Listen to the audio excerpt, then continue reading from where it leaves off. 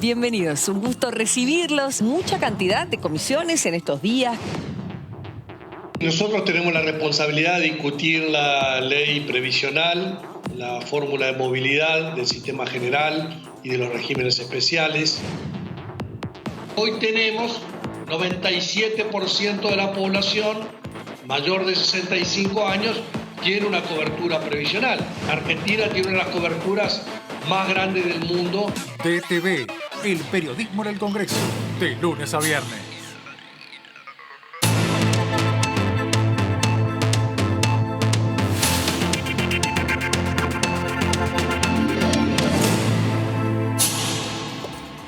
Buenas, ¿cómo les va? ¿Qué dice? Bienvenidos. Aquí estamos con toda la información que se produce a través de lo que hablan diputados y diputadas en las comisiones y que será material, lógicamente, a tratar luego cuando se establezcan los dictámenes a favor en el recinto. Y será ley, al menos tendrá media sanción. Y aquí estamos con los periodistas que conocen y mucho del asunto y vamos a presentarla a ella porque justamente hoy es el nuestro debut con ella. Hola, Karin. Mira que no es el debut de ella con nosotros, sino el nuestro con ella. Me lo puse tan raro. Daniela Mosetic, un placer tenerte, Dani. Muchas gracias. Bueno, un gusto. Arrancamos hoy. Finalmente, después de varios días, acá te tenemos. De la cuarentena de Diputados TV. Exactamente. Arrancamos.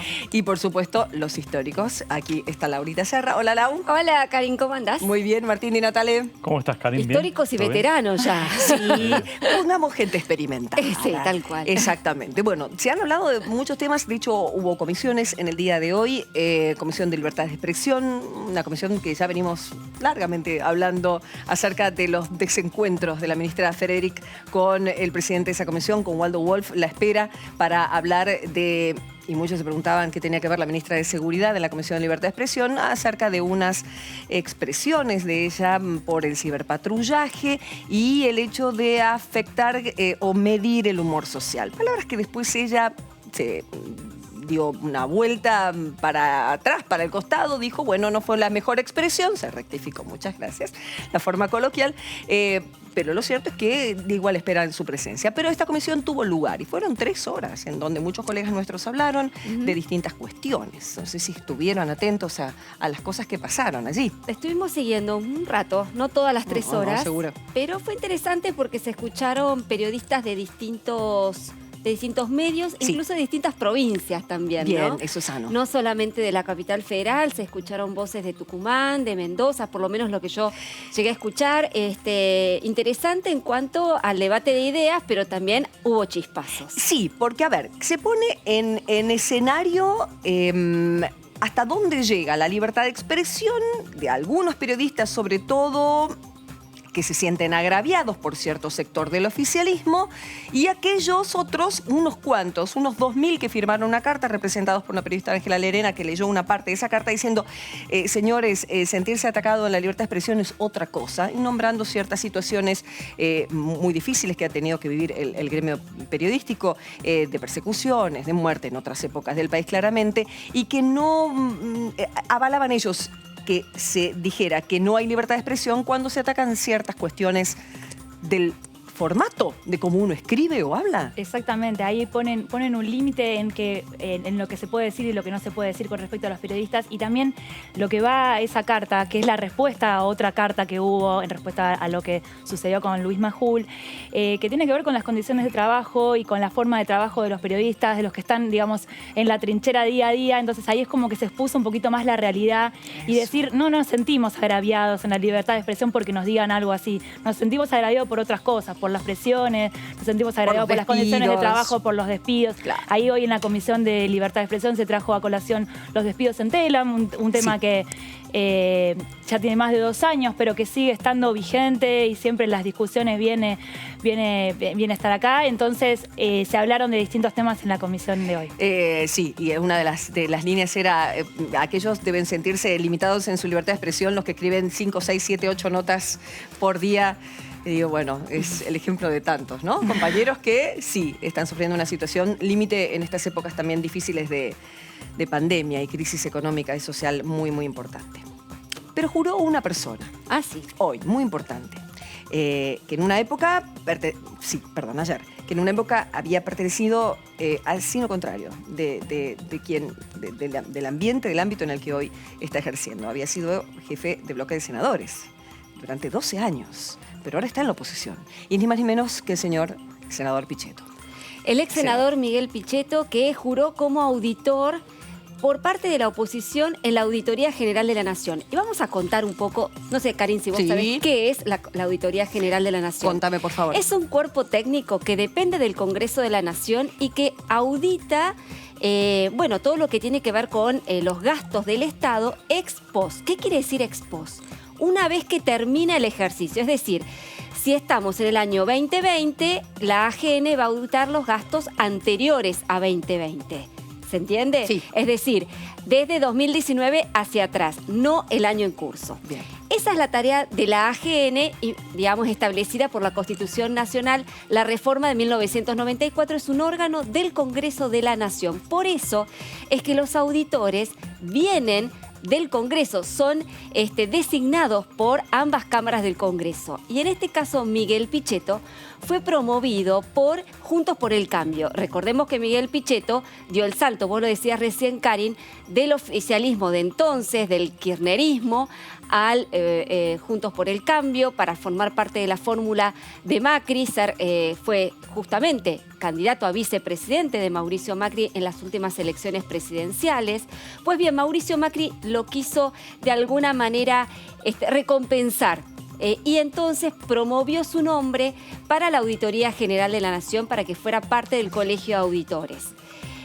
Su postulación fue avalada por el resto de los socios de Juntos por el Cambio y así es como Miguel Pichetto llega a la auditoría. Pero llega de alguna manera un poquito, ¿accidentada? Poquitito. De hecho, hubo una abstención a ser votado. Exactamente, porque Juan, vos sabés que estos pases, estos cambios de vestimenta política muchas veces generan rencores, rispideces. Obviamente que claro, en el frente de todos no estaban demasiado contentos con votarlo a Pichetto. Te podés imaginar que Máximo Kirchner lo primero que hizo fue levantarse e irse de la sesión. Así que imagínate el clima. Claro. Pero lo cierto es que los usos y costumbres de esta casa dicen que cuando el cargo le corresponde a la oposición, no se discute el nombre. Bien. Igual que cuando se designa al presidente de la Cámara de Diputados, no se discute el nombre, porque le corresponde al partido que le corresponde. En este caso le correspondía a Juntos por el Cambio. Juntos por el Cambio propuso a Pichetto, y si no te gusta, bueno, tu problema. Más o menos sería así la síntesis. Sí. Lo cierto es que cuando se debatió la cuestión de Pichetto en el recinto hace más o menos fines de junio, y se puso a consideración su nombre, el Frente de Todos no lo rechazó, pero se abstuvo. Y con algunas críticas a quien fuera, como vos bien decías, Karin, el jefe del bloque de senadores del kirchnerismo durante 12 años y el que le dio todas las leyes a Cristina Fernández de Kirchner y a Néstor Kirchner mientras ejercieron sus mandatos. Así que bueno, llega Miguel Pichetto a la Auditoría General de la Nación, un cuerpo colegiado que está integrado por 7 miembros. Ahora están completos, tengo entendido, ¿no? Exactamente, ya está son 7, de los cuales 4 pertenecen al actual oficialismo y 3 son de la oposición. Pero la oposición tiene la ventaja de que ejerce la presidencia de la Auditoría General de la Nación. En un momento clave, Karin, ¿por qué? Hace un par de semanas que viene la oposición, me refiero al radicalismo, a Jesús Rodríguez, a Alejandro Nieva, los 2 miembros del radicalismo de la auditoría, que quieren auditar los gastos de la pandemia. Viste que han salido acusaciones, también noticias por los diarios sobre eventuales sobreprecios, sí, claro, en la compra de medicamentos, en la compra de alimentos. Lo cierto es que, la oposición dijo, es momento de auditar. Claro. Es momento de auditar.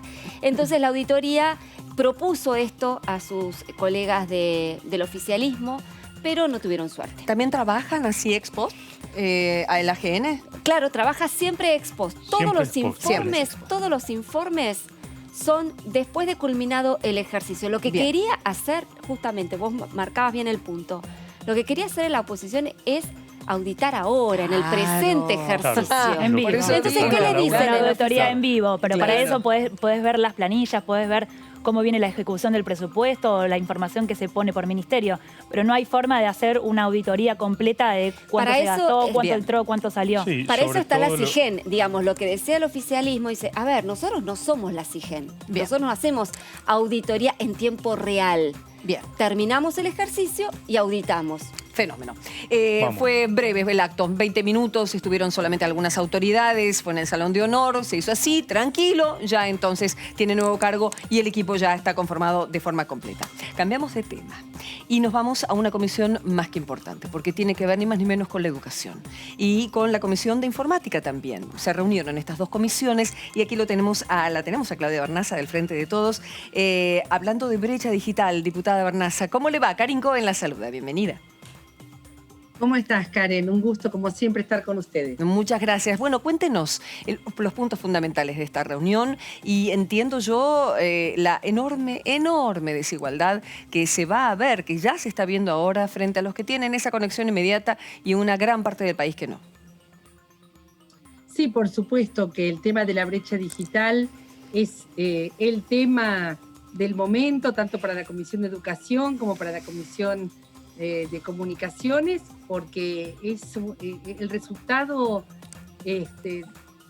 que produce una Argentina desigual. Es evidente que los chicos van a aprender tanto como tengan oportunidades de acceso, tanto a soportes tecnológicos como a la conectividad.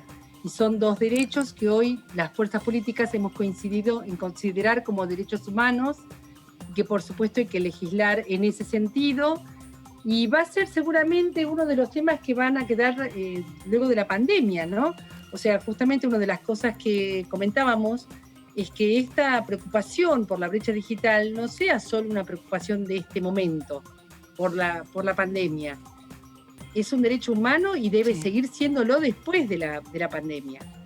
Seguro. ¿Se manejan algunos porcentajes de deficiencias en este sentido? Entendemos las grandes urbes, que lógicamente tendrán mayor conexión con el resto de localidades más pequeñas. Sí, hoy justamente estuvo presente Gonzalo Quilodrán, un funcionario del ENACOM, y el funcionario era claro en mostrar las diferencias entre los grandes centros urbanos y lo que él llamaba, para mí con justeza, la Argentina profunda. Sí. Una conectividad que no es igual en parajes rurales, en pequeños poblados, y allí se nombró la importancia enorme que tienen las cooperativas, las pequeñas pymes de comunicación, de cableado, de conectividad, que a veces pierden frente a los gigantes de la comunicación, que como se manejan con reglas de mercado, si un paraje no les es útil, no lo cuidan como cuidan la conectividad en grandes ciudades. Así que pasamos de un 100% de conectividad en grandes ciudades a un 0% en parajes rurales, con lo cual hay mucho que hacer en esta materia. Ya lo creo. Sí, bueno, no, la cuarentena puso al descubierto esta situación que se viene dando desde hace mucho, pero por ejemplo con los chicos estando en casa y conectándose, se notan las diferencias entre las distintas ubicaciones, entre las escuelas públicas y las privadas. Que te quería preguntar qué propuestas surgieron para el corto plazo, como para poder afrontar hasta que termine el ciclo lectivo estas desigualdades en la brecha. En temas de corto plazo, claramente el principal rol lo tiene el Poder Ejecutivo.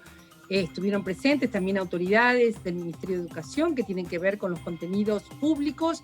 El rol del Estado y el rol de la administración pública y de la cartera educativa es central a la hora de negociar con las grandes empresas que los datos para el aprendizaje, para los procesos de enseñanza-aprendizaje, para la conectividad de niños, niñas y adolescentes sea gratuito. Estos son negociaciones que ya está haciendo la cartera educativa.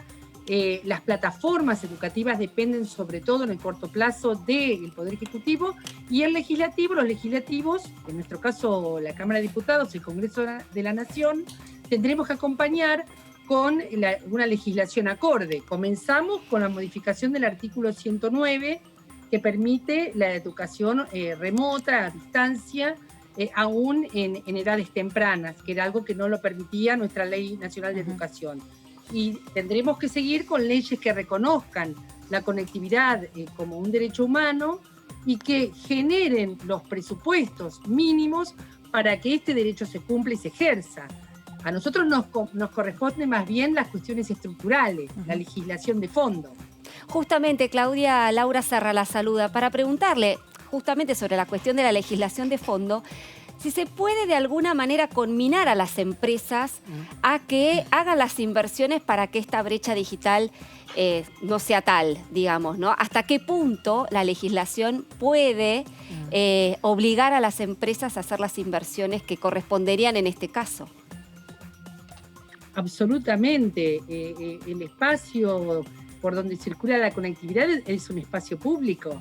Las ondas, las frecuencias, todo es un ámbito, es patrimonio público, es un bien público.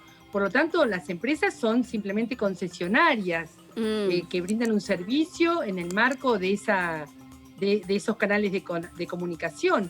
Así que, por supuesto, que le toca al Estado regular y obligar a quienes prestan estos servicios a prestarlos con calidad y en todos los casos, no solamente cuando tienen ganancias.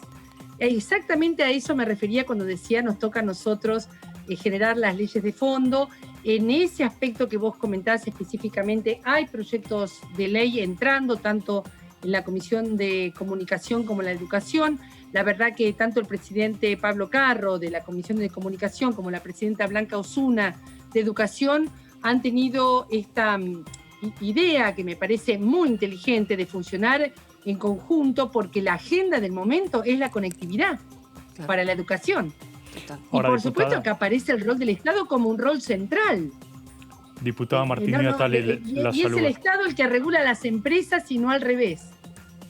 Diputada Martín Natale, la saluda. Recientemente se vio, digamos, en medio de la pandemia, digamos, como efecto de solucionar justamente un problema de crisis que hay en términos de conectividad con los sectores vulnerables, por ejemplo, un rol protagónico del ENACOM, subvencionando algunos sectores también, justamente para llegar a aquellos lugares donde no hay conectividad o hay deficiencias de conectividad, o bien la gente no tiene dinero y fondos para lograr esta conectividad. ¿Qué rol ustedes le piensan dar, o si está previsto dentro de los proyectos de ley, al ENACOM en este esquema, saliendo de la crisis de lo que es hoy la pandemia y mirando un poco más a futuro, ¿no? Exactamente el rol que vos estás comentando. La ENACOM va a tener que cuidar esas pequeñas unidades de transmisión, de conectividad, de producción de contenidos, que son tan centrales, tan importantes en los parajes, en los pequeños pueblos. Vamos a tener que ir hacia un enfoque federal de la comunicación. ¿Cuántas veces hemos charlado sobre el tema de que desde Jujuy, desde La Quiaca a Ushuaia, se sabe cuál es la continuidad o la suspensión de servicios de subte de Capital Federal como noticia del día o como noticia de la mañana, cuando en realidad son otras noticias las que necesita el compatriota, el ciudadano, la ciudadana de Jujuy, de La Quiaca o de Tierra del Fuego. Entonces resulta evidente que el ENACOM tiene que custodiar un enfoque federal, una presencia de servicios de comunicación con contenidos federales en todo el territorio, y tiene que, por supuesto, resolver el problema de la concentración de medios en pocas manos, con contenidos demasiado centrales, demasiado centralistas, que solo toman la agenda de Ciudad de Buenos Aires. Discúlpenme, pero tenemos que decirlo. Claro. Ni siquiera los bonaerenses, en mi caso que soy de La Plata, ni siquiera los bonaerenses a veces accedemos a noticias de nuestra propia provincia. Sabemos más de Capital Federal que de la provincia de Buenos Aires. Ese rol de custodiar conectividad y contenidos federales es el gran rol de la ENACOM. Ahí, retomando también el tema de las empresas privadas que trataba Laura recién, ¿se habló de alguna posibilidad de que las empresas estén obligadas, por ejemplo, a brindar determinados paquetes de datos para que los chicos que reciben la tarea a través del WhatsApp no consuman datos? Porque en algunos casos han sido un obstáculo en esta cuarentena a que los chicos puedan recibir, por ejemplo, la información que llega del colegio a través de las plataformas, y alguna posibilidad de que las empresas brinden paquetes de datos que no consuman nada o que sean específicamente para la edad educativa. Así es. Así es, exactamente. Bueno, en tu pregunta está la respuesta. Ujú. Solo puedo coincidir con lo que decís. Los proyectos de ley están previendo exactamente esa dificultad que estás comentando. ¿Y hubo alguna objeción de parte de las empresas? ¿Tuvieron alguna devolución de eso? Hoy estuvimos con autoridades del Poder Ejecutivo, no estuvimos con empresas, pero la verdad que, y sorpresivamente, para mí, hubo mucha coincidencia entre todos los bloques políticos respecto de lo que estamos charlando. Bien, ojalá que sea así, que ya no acuerdo. De pronto, todas las fuerzas políticas hemos descubierto el valor enorme del Estado. No, la cuestión es justamente si en esto que le voy a preguntar, diputada, están tan de acuerdo, porque usted recién me mencionaba, digamos, el hecho de que, la conectividad como derecho humano, la necesidad de cortar la brecha digital, que las empresas de alguna manera aseguren las inversiones para justamente acortar esa brecha y que todos podamos acceder al mismo derecho de manera equilibrada y equitativa. Ahora bien, si esas empresas se rehúsan a prestar ese servicio, porque pueden decir legítimamente, a mí no me da ganancia ir a un paraje rural a darle el servicio, no me conviene porque pierdo plata, ¿ustedes evalúan, digamos, retirarle la concesión de ese servicio a las empresas que hoy están prestándolo? Digo, como para de alguna manera... Me parece que estás hablando de una situación que se da en la prestación de cualquier servicio. Por eso, pero me refiero concretamente a el servicio de la comunicación. Vos haces un acuerdo con las empresas para la prestación de un servicio y si ese servicio no se presta en los términos que acordaste y en los términos que el marco legal prevé, esas concesiones se retiran, pero eso no es algo propio de las empresas de comunicación. Forma parte de cualquier pliego, de cualquier licitación pública, de cualquier acuerdo que haga el Estado con el ámbito privado. Varias cosas. Primero, me acordaba que en la cuestión de Zoom, el CEO de Zoom en su momento lo dijo, aquellas, y tengo entendido que aquí en la Argentina, aquellas personas cuyos nombres terminen, o sus dominios terminen en .edu, no tenían límite, por ejemplo. Ya lo están haciendo las empresas, de alguna manera, este servicio. Sería realmente bueno que fuera una cuestión general y no una cuestión en particular de las empresas de brindar esta atención a la población que más lo precisa, ¿no? Que la iniciativa viniera de ahí. Sí, por eso, Karen, justamente, yo recién comentaba que ya estos acuerdos están sucediendo. Yo recién buscaba, porque no recordaba exactamente el nombre del espacio, estuvo con nosotras Laura Marés, sí. Además de Gonzalo Quilodrán, que lo nombré hoy, la gerente general de DUCAR, que justamente comentó estos acuerdos que se están sosteniendo con empresas, pero claro, algunos diputados y diputadas comentaban que ni bien te salís de la plataforma y vas a otros contenidos que también los necesitas para terminar una tarea, se termina el acuerdo.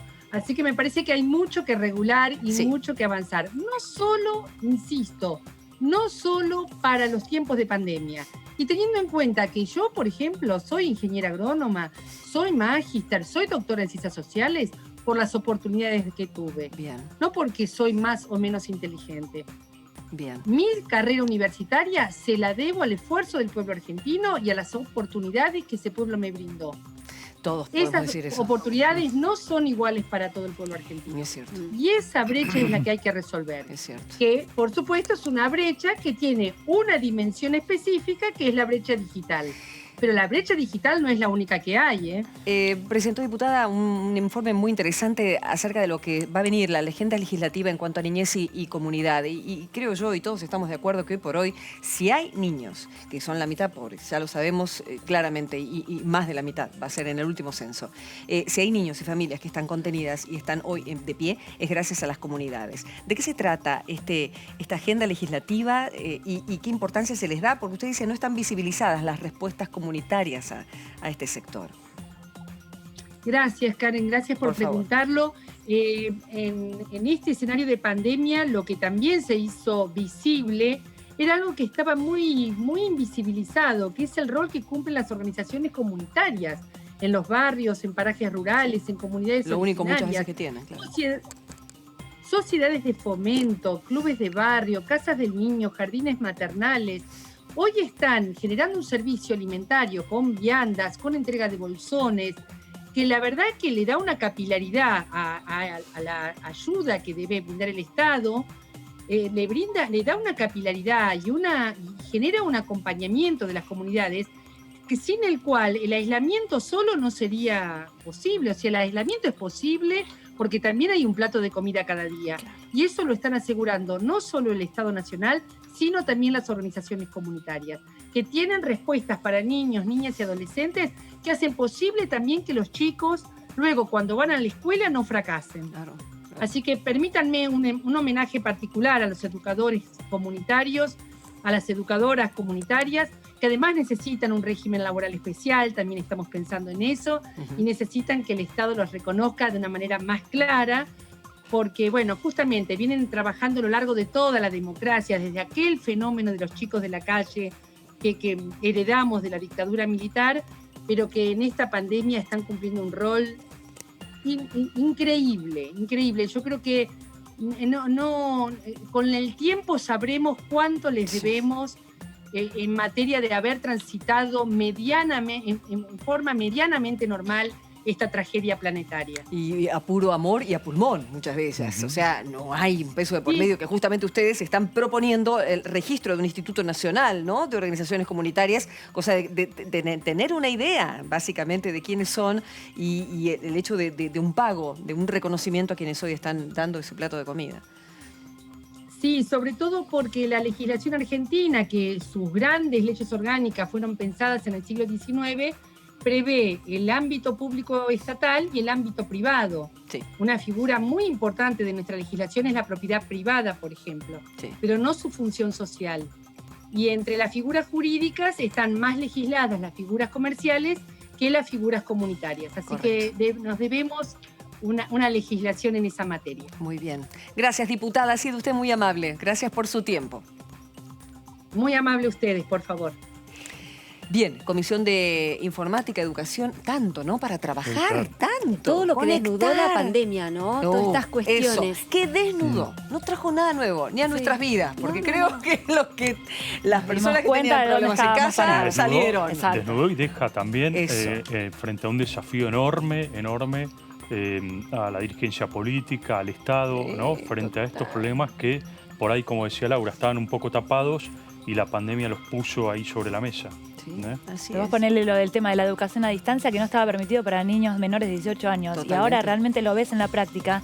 Y es algo que decís, cómo no estaba legislado desde antes. Entonces obligó a poner más rápido en caja las cosas. O el teletrabajo. El teletrabajo. Bueno, el teletrabajo, pero eso está Bueno, más pero extenso. a ver, por como viene en el Senado, da la impresión de que van a sacar el dictamen la media sanción que viene de diputados, pese a los reclamos, las quejas y las protestas de los empresarios.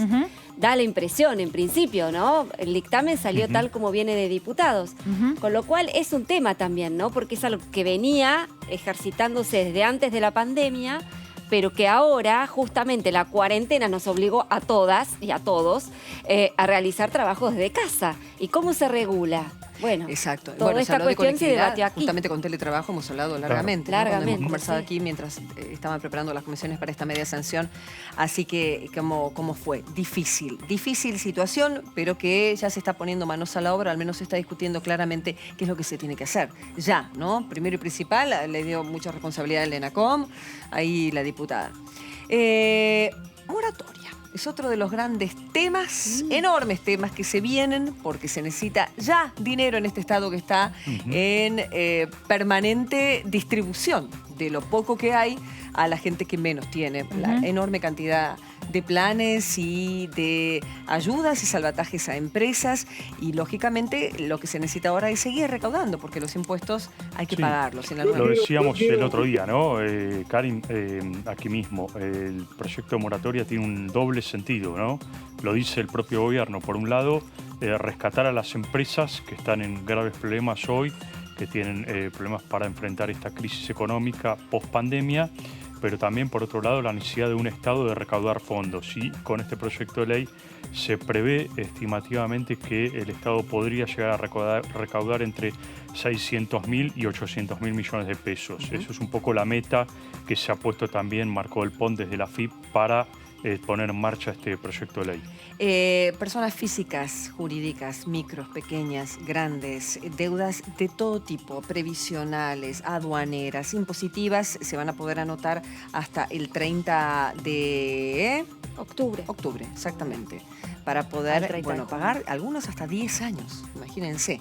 Pero hay dos cuestiones que la oposición está pidiendo, que se atienda: las empresas quebradas y el bono para los cumplidores, sobre todo, el premio a los cumplidores. Algún reconocimiento para los que pagaron siempre. Claro. Están tratando de ver la oposición si introduce algún cambio en este tema, que según me están comentando, lo están apurando para que haya dictamen sí o sí la semana que viene, y para que se trate la semana que viene también en sesión. Están ahí acomodando un poquito los días también, porque viene Cafiero, así que ahí están haciendo una ingeniería para acomodar el tema, porque es una prioridad en el tema económico post-pandemia. Sí, la oposición también habló de que esto se convierta en una suerte de amnistía para aquellos sectores o empresariales que tienen una gran evasión impositiva a lo largo de los últimos años, ¿no? Ayer el tema era si Vicentín entraba. Y sí, efectivamente, según marcó del PONT, entran todos. Entran todos, sí, Vicentín entra también. Hoy lo estuve conversando justamente con algunos diputados de la oposición que me confirmaron justamente que empresas como Vicentín y otras que están en una situación difícil van a poder acogerse a esta moratoria impositiva, que, como vos bien decías, Karin, la diferencia que tiene esta moratoria de la de diciembre del año pasado, es que es mucho más amplia, digamos, afecta o va a contemplar a todos los tipos de empresas, inclusive las que están quebradas, que ese es uno de los puntos que se cuestionan, ¿no? Lo que cuestiona la oposición. La oposición considera de que estas empresas, al no estar en actividad, difícilmente puedan generarle recaudación al fisco. Entonces, están observando que allí hay una cuestión política de por medio que el oficialismo tiene con algunas empresas con nombre y apellido, ¿no? Ayer el diputado Gioja habló del asunto. Era importante la palabra, lógicamente, como jefe de bloque, no jefe de bloque, pero sí como autoridad, presidente del peronismo, exactamente, como autoridad superior en el bloque. Lo escuchamos. Yo quiero que ustedes comparen la metodología nuestra con la metodología que se usaba antes, ¿sí?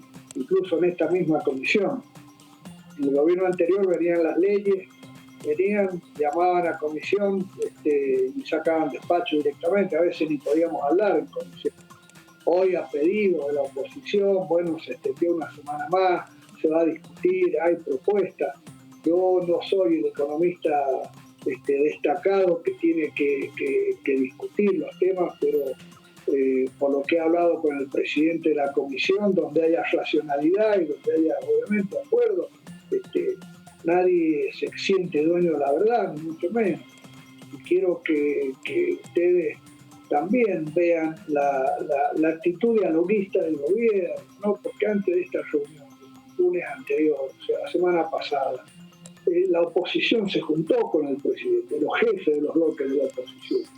Incluso por separado le hicieron perder la tarde el presidente, perder entre comillas, porque el bloque de Cambiemos no quería estar junto con el resto de la oposición.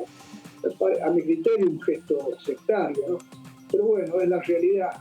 Y ahí el compromiso fue sancionar ley y no se quedó en sacar tal o cual ley, sino hacer funcionar el Parlamento. Y me parece que es bueno que esto se haga. Yo estuve ayer en el presupuesto de Hacienda, escuchamos a la oposición, habló del oficialismo. Hay 7 días para trabajar en las coincidencias y espero que la semana que viene exista despacho de comisión, por lo menos despacho mayoritario, si no es despacho único.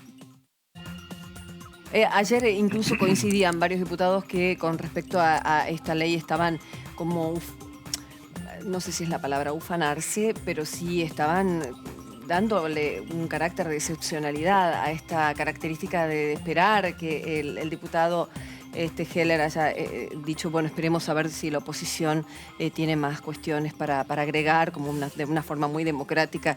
Lo que, bueno, se me permitió apuntar es lo que esperamos todos que suceda siempre, no como excepcionalidad y no que sea todo apurado porque el oficialismo quiere sacar. No, está muy bien que lo remarquen, pero es lo que uno espera que pase. Es un muy buen punto el que vos decís, Karin, porque lo que dice Gioja en parte es parcial, es sesgado, es parcialmente cierto, porque si bien es cierto que en el oficialismo anterior, durante el gobierno de Mauricio Macri, se sacaban dictámenes de un día para el otro y se convocaban a sesiones especiales no ordinarias para debatir los temas, es decir, sin esperar la semana que habitualmente se espera para el debate de los proyectos.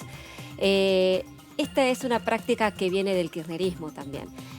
Los que hemos cubierto varios años aquí en la Cámara de Diputados hemos visto cómo también en el kirchnerismo, justamente con las mayorías que siempre han ostentado en ambas cámaras, sacaban los proyectos de un día para el otro y no se les movía un pelo. Con lo cual esta es una práctica de todos los gobiernos. Exactamente, por lamentablemente. Eso mismo. Está bien destacarla y cuando hace las cosas bien, bueno, me hace acordar al niño que le dice, me saqué un 10, bueno, está muy bien. No es tu obligación, pero se espera que estudies, ¿no? Sí. En definitiva. Pero bueno, ese sí. Entonces, moratoria se está preparando para la semana después de... O por esos días Ayarito el otro día dijo que no había mucho apuro, ¿no? Que estaban viéndolo, que iban a debatirlo. ¿Están esperando que venga el jefe de gabinete? No, toda la intención es que el martes que viene ya se trate en comisión, que ya se le dé dictamen y que ya sea o jueves o viernes, miércoles, jueves o viernes, se pueda llevar al recinto. Esa es la idea, porque, a ver, todo bien con el diálogo, pero acá hay que sacar las leyes, dice el oficialismo, dice el Poder Ejecutivo. Que tiene el gobierno por recaudar fondos, ¿no? Por supuesto, porque vos tenés que pensar, tenés la media sanción, después tiene que ir al Senado. Sí, claro. El Senado tiene sus tiempos, tiene por lo menos 2 semanas, y después tiene que ir al Poder Ejecutivo que la tiene que reglamentar. Digo... Ponele que eso sea rápido, porque si tiene... Ponele, pero vos fíjate que la última moratoria, la de diciembre, se reglamentó recién en febrero. No son temas fáciles. Tiene que ver con la práctica de las empresas también, qué tiempo van a tener para decir, bueno, voy a deber esto, me voy a anotar en esto. Por eso se decía ayer en la comisión de que hay que postergar las fechas de adhesión a la moratoria de pago de la primera cuota porque hasta que salga del Senado, hasta que se reglamente y todo lo demás, para de alguna manera facilitarle las cosas a las empresas. A lo que voy es que todo bien con el diálogo, todo muy bien, pero el oficialismo le va a poner pilas, obviamente, porque es una ley que para ellos es imperiosa. Están trabajando mucho para la visita de Cafiero, ¿verdad? Están trabajando mucho para la visita de Cafiero y en este marco es lo que me estaban comentando, que puede ser que haya algún cambio, que lo muevan a Cafiero porque se espera una sesión que va a ser muy larga. Claro. Hay más de 1.600 preguntas que va a estar contestando por escrito, pero van a estar esperando. Ya están contestando desde todos los ministerios, por área ya se está contestando. Sí. Entonces, por ahí, en estos planes de sacar rápido moratoria, por ahí hay un cambio en el cronograma, pero bueno, se está trabajando a ver si la economía sobre Cafiero o Cafiero sobre la economía. Vamos a ver quién gana. Bueno, la diputada Banfi, por eso está en nuestro videograph, nos contó acerca de la presencia del ministro y de la intención de hacerle preguntas con respecto a la violencia institucional. Va a ser interesante tenerlo en la Cámara luego de casi 6 meses, si no 6 meses, que tendría que haber cumplido con la manda constitucional de venir cada 3 meses al Congreso de la Nación. Hace un mes que estuvo en el Senado y no teníamos noticias de que apareciera por diputados. No sé, quizás estaba un poco asustado, ya que está estrenando cargo. Pero bueno, nosotros no mordemos y lo que nos interesa principalmente es poder tener instancias de diálogos que no sean solamente un saludo a la bandera, sino que profundicemos algunas cuestiones que son realmente alarmantes, como la violencia institucional, dicho por los organismos de derechos humanos en el último reconto que han hecho. En el marco de la pandemia ha surgido 10 muertes en manos de las fuerzas de seguridad en todo el país. Quiero recordarles el caso de Espinosa en Tucumán, de Magalí Morales en San Luis. También violencia institucional es lo que pasó en los CUOM en Chaco.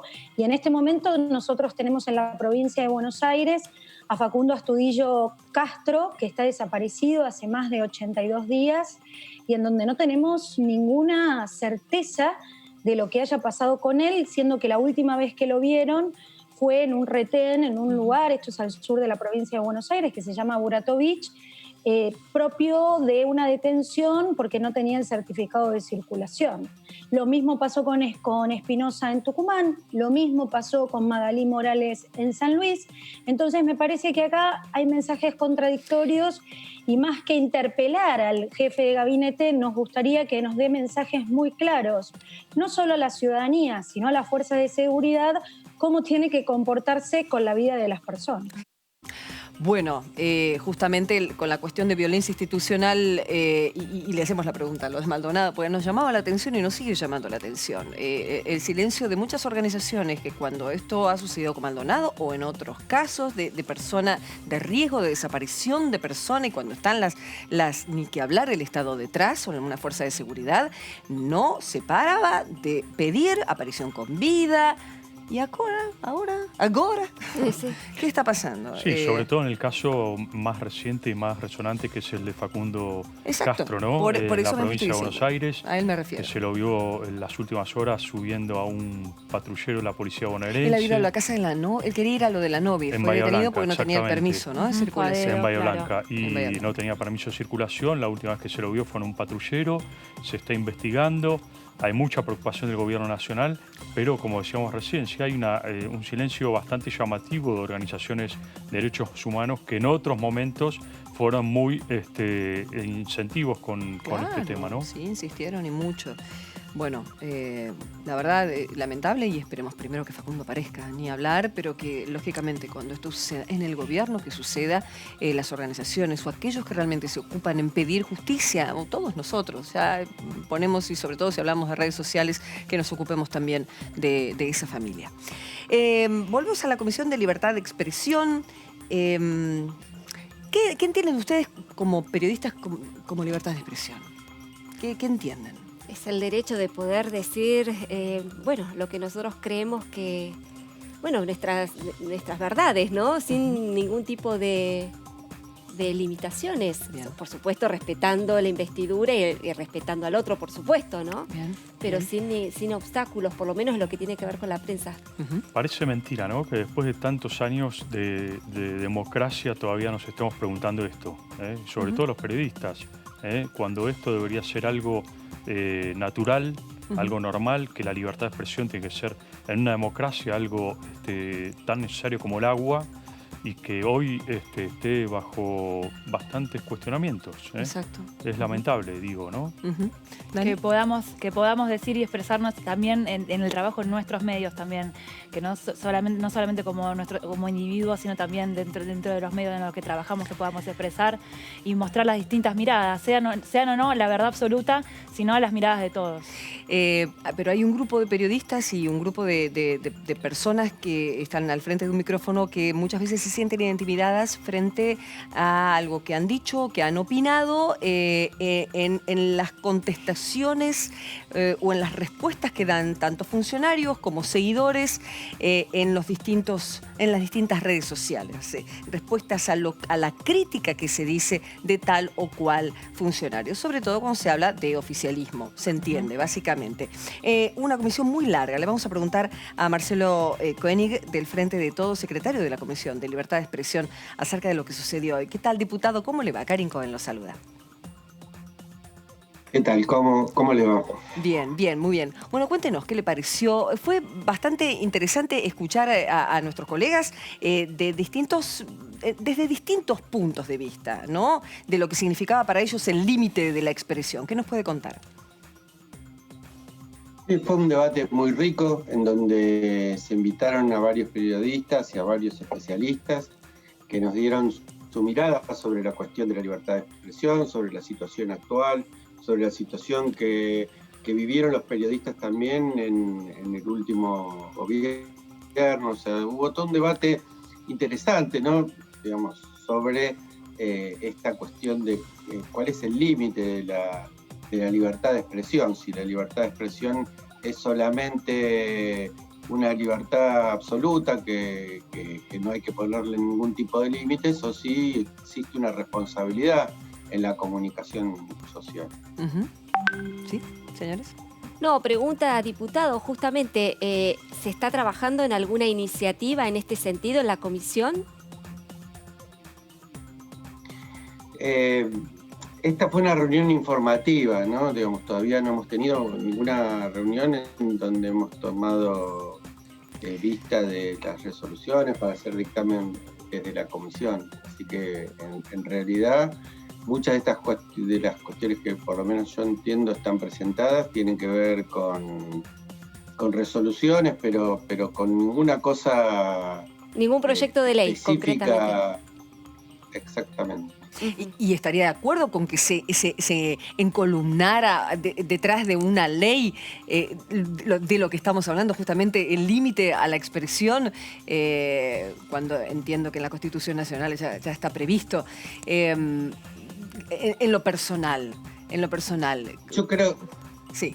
Yo creo que la libertad de expresión tiene como límite el no cometer delitos.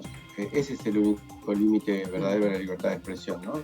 Que, por ejemplo, no instigar. Porque una de las cosas interesantes que se planteó ahí era el tema de, por un lado, si el ejercicio de la profesión tal como se está haciendo hoy no está limitada, por ejemplo, por la cantidad de periodistas que se quedaron sin medios en los últimos 4 años, ¿no? Digamos, uno de los periodistas invitados, un dirigente sindical, habló de 5.000 puestos de trabajo que se perdieron durante el gobierno de Macri. Y eso también es una forma de cercenamiento de la libertad de expresión. Otra forma de cercenamiento de la libertad de expresión que hizo un compañero que se llama Fernando Gómez de los medios cooperativos, es que la concentración de medios en la República Argentina y la concentración de la pauta de los medios concentrados también es una forma de cercenar la libertad de expresión. Es decir, la libertad de expresión no solamente se da por la negativa, por decir qué se puede o no se puede decir, que todos estamos de acuerdo que cualquiera puede decir cualquier cosa mientras eso no constituye un delito, y eso es una cuestión absolutamente central en nuestro orden jurídico vigente, sino también por cómo esas palabras se cercenan de alguna manera u otra. Se determina quién puede y quién no puede tener acceso, porque, como bien decía uno de los especialistas mendocino, que decía que es un derecho colectivo, no un derecho individual, y no es un derecho solamente para aquellos periodistas que tienen mayor nivel de exposición, sino que tiene que ser para el conjunto de los ciudadanos. No hay que confundir la libertad de expresión y la libertad de prensa contenida en nuestra Constitución Nacional con la libertad de empresa. Claro, se entiende. No, creo que eso no está puesto en duda, me parece. El diputado Martín Natale lo saluda. Recién hablaba usted del tema de la pauta y el Gobierno Nacional en más de una oportunidad, el propio presidente de la Nación habló del tema de regular un poco el tema de la pauta publicitaria. ¿Ustedes están trabajando con el Poder Ejecutivo o en algún proyecto de ley en este sentido, un ordenamiento de la distribución de la pauta o la regularización de este tema?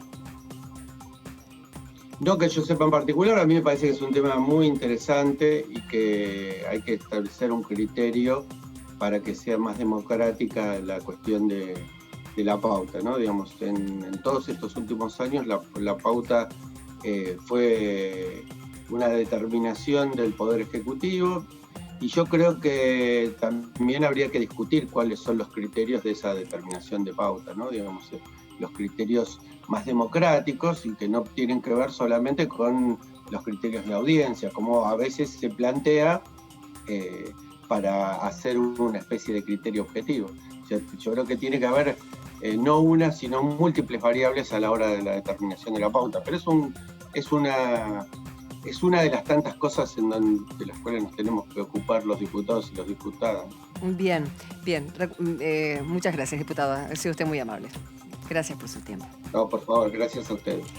Bien, vamos a retomar el tema de la Comisión de Informática, Comunicación y Conectividad, porque estamos con el diputado Ricardo, José Luis Ricardo, de la UCR San Luis, un hombre que ha sido rector de la Universidad Nacional, ni más ni menos. ¿Qué tal, diputado? ¿Cómo le va? Karin Cohen lo saluda. Buenas tardes, Karim. ¿Cómo están ustedes? Un gusto de poder conversar. Igualmente, igualmente. Bueno, habíamos hablado recién con la diputada Bernaza, que nos había comentado en qué sentido venía esta reunión, más que nada informativa, para saber en el escenario en el que estamos, en cuanto a la brecha digital en la que nos encontramos. ¿Qué nos puede decir? Bueno, primero me quiero referir, lamentablemente, porque fue una decepción la comisión de hoy. Mire. Porque es una... Sí, realmente sí voy a decir por qué, porque yo soy muy positivo y siempre muy constructivo, pero para que trabajemos mejor tenemos que poner las cosas blanco sobre negro. Hoy se convocó una reunión conjunta de la Comisión de Educación, como ustedes dijeron, con la de Comunicación e Informática, ¿no? Y el motivo era tratar el tema de la conectividad, que ya había salido en el debate de una ley, porque además en una andanada de proyectos, resulta que asistieron dos funcionarios, uno de ellos faltó por razones que después puso al principio, dos funcionarios, digamos, que no tienen alta responsabilidad, podríamos decir del tercero, cuarto o quinto nivel de responsabilidad, y resulta que terminaron su exposición en 5 minutos. Nosotros teníamos una cantidad de preguntas, no vamos a interpelar a los funcionarios, pero a preguntar, a sacar la duda. Se fueron, se retiraron, y la organización de la comisión, por parte de los presidentes de las comisiones, fue para que no se pueda preguntar. Si estamos 40 diputados para escuchar 10 minutos a dos funcionarios que hacen, por supuesto, con muy poquísimas precisiones y evidencias, siempre son expresiones de buena voluntad, pero lo cierto es que el objeto de la comisión fue realmente muy inconducente. Por eso que hemos pedido que, y además con una confusión muy grande sobre qué hace una comisión. Una cosa es una reunión informativa, después se trató de decir que era una reunión para que los diputados pudiéramos conversar más bien sobre los proyectos. La forma de conversar sobre los proyectos es llamar a comisión, poner en el temario, ya sea para dictaminar o no, poner a la vista los proyectos, que hay muchos, para que sepamos de qué proyectos vamos a hablar y nos podemos ahí buscar consensos y trabajar. O sea, me parece que esto es importante, lo digo constructivamente, tener claridad sobre cómo funciona, para qué se reúne una comisión, y si van funcionarios tienen que ir a exponerse a responder preguntas. Así que bueno, sí. Ahora vamos más sobre el punto. No, está muy bien, pero es que es fundamental lo que nos dice. Es que es fundamental lo que nos dice, pues sí, de hecho tenía preguntas. Es lógico que para dónde disparamos. A ver, el funcionario viene a dar un escenario, una situación, y ustedes van justamente a ver, bueno, ¿para dónde vamos a partir de esto? Claro, si un funcionario del quinto nivel de responsabilidad deja plantados a 40 diputados, la verdad que hay algo que no está funcionando bien. Sí, por supuesto, no es la voluntad de los funcionarios, fue la responsabilidad de los presidentes de comisión que dicen organizamos una comisión no para preguntar. Bueno, si no, entonces ¿para qué nos reunimos? Por supuesto, porque el tema es un tema muy, muy delicado, muy importante, porque la conectividad hoy es el acceso al derecho o no, en este caso, a educarse. Es como el derecho a circular por las rutas argentinas. Bueno, hay gente que puede ir por una autopista y pagar el peaje, pero lo que debe tener todo ciudadano es la posibilidad de circular por el país, si no, no es un derecho. Buena analogía. Estamos en un estado de situación que necesitamos consenso y necesitamos no hacer cosas para la galería o por la galería, sino que sean reuniones efectivas. Es muy difícil juntar a 40, 50 diputados a discutir un tema para que no resolvamos nada. Bien, Dani. Bien, diputado, ¿qué tal? Daniela Mossetic, le saluda. Ya que trae el tema de la molestia con el tema de la comisión, le quería preguntar también, porque sé que hubo molestia, que el Poder Ejecutivo no está respondiendo a algunas preguntas, a algunos pedidos de informe que estuvieron haciendo desde la oposición sobre el tema. ¿Qué es lo que quieren saber en concreto o qué datos y cifras le están preguntando al Poder Ejecutivo sobre el tema de la conectividad? Al ministro de Educación, el ejemplo más claro fue el caso de Educación, que elevamos una andanada de preguntas y después tuvimos que recurrir a la Ley de Acceso a la Información Pública porque no respondía el Poder Ejecutivo.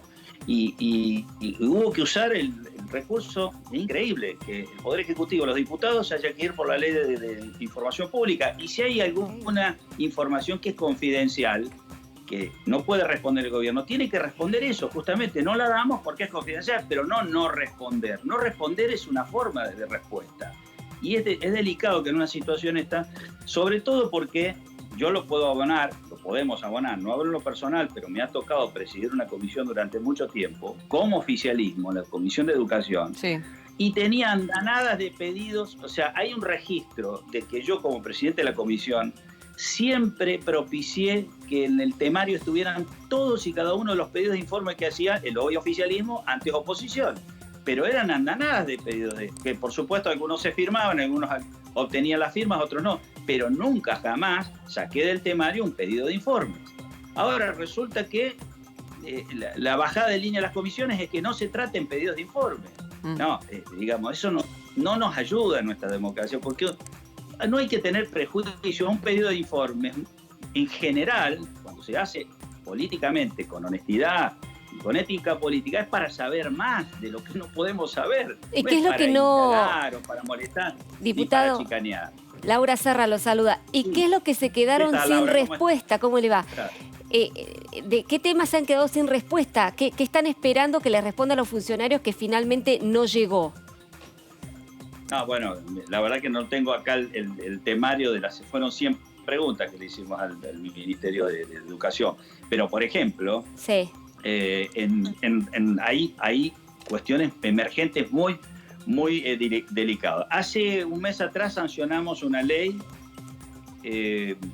sancionamos una reforma de la Ley de Educación Nacional, el artículo 109, donde se abrió la puerta para la educación a distancia o, digamos, por la modalidad virtual que estaba prohibida, y cada día más se hace más importante asegurar ese recurso. Ahora ya es ley, ¿no es cierto? Y ahí se discutió mucho, porque el oficialismo no lo quería incluir a la palabra, después sí terminó accediendo, pero por fuerza de la presión política, de que la conectividad se garantizara para todo el sistema, ¿no?